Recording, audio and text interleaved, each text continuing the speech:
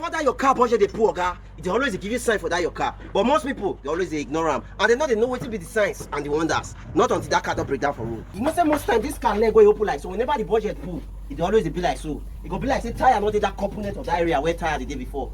This is the sign for you to know that your budget don't get bad for that your Sequoia or for that your Honda car. Whenever you dey drive, the way handle or your car they shake you, they vibrate you, or the steering handle, just know say this your car budget and I don't want that. And if you fail to understand these signs, the car leg will pull for road just like this one. And by that way, don't pull for road, it will give you more expenses.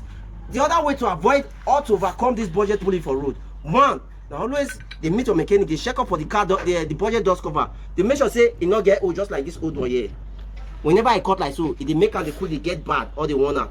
You understand? This is the way to avoid pulling of car budget for road. And whenever you see that symptom when you drive your steering they vibrate, quickly rush your mechanic, make they check your budget. If not at the end, okay? You don't see when that material enter person before.